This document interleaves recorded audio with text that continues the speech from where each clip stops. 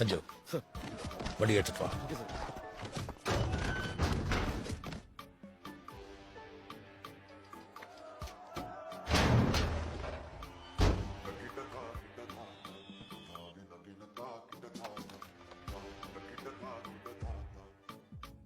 டேய், பொருள் எடுத்தாச்சு.